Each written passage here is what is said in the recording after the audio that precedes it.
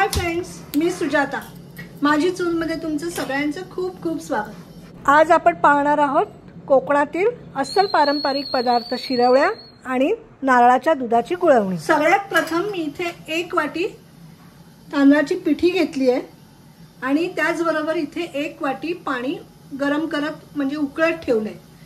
पाणी गरम झालंय, आता मी त्याच्यामध्ये हे तांदळाची पिठी टाकते। थोडंसं चवीपुरतं मीठ आहे।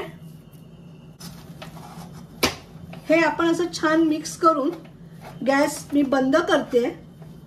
आपण मोदकाला जशी उकड काढतो ना तशीच ह्यालाही काढून घ्यायची आहे। थोडा वेळ मी हे असं झाकून ठेवणार आहे। तोपर्यंत आपण बघूया नारळाचं दूध। इथे ओला नारळ घेतलेला आहे, त्याचं आपण दूध काढून घेणार आहोत, घट्टसर दूध काढून घेणार आहोत। हे आपलं नारळाचं दूध काढून झालंय, आता आपण ते गाळून घेऊया।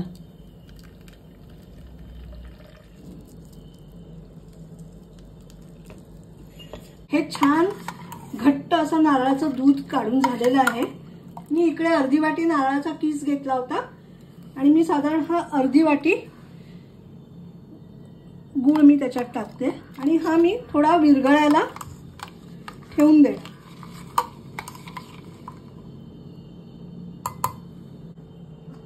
ह्याला छान पिठाला वाफ आलेली आहे।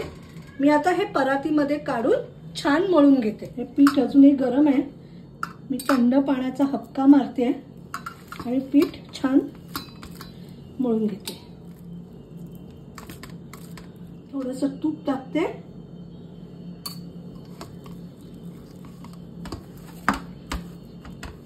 हे असे मी छान उंडे करून घेतले। तर मला लागणार आहे सोर्या। तर सोर्याला मी जरासं आतून तूप लावून घेणार आहे आणि मी ही बारीक जाळीची चकती त्याला लावते।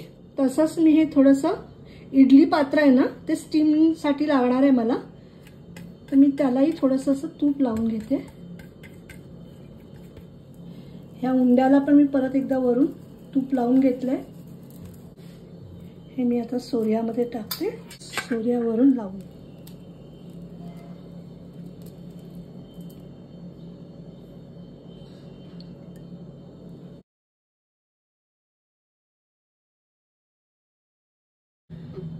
हा स्टीमर गरम झालाय आणि मी आता हे स्टीम करायला ठेवून देते। साधारण 5 मिनिटं फक्त मी याला स्टीम करणार आहे। शेवया स्टीम होत आहेत, तोपर्यंत आपण बघूया इथे मी हे नारळाच्या दुधामध्ये गूळ घातला होता आणि बघा त्याचा कलर किती छान बदलत आला आणि गूळही विरघळत आलाय। आता मी त्याच्यामध्ये टाकणार आहे वेलची पावडर। त्याचप्रमाणे थोडासा रंग येण्यासाठी अजून मी याच्यामध्ये घालणार आहे, माझ्याकडे केसरचं सिरप आहे ते मी घालणार आहे। हे मी झालेले आहेत।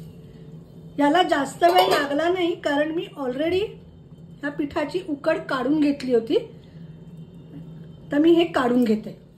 अशा ह्या आपल्या पारंपरिक शिरवळ्या आणि नारळाच्या दुधाची गुळवणी तयार आहे। आणि व्हिडिओ आवडल्यास लाईक आणि सबस्क्राईब करायला विसरू नका।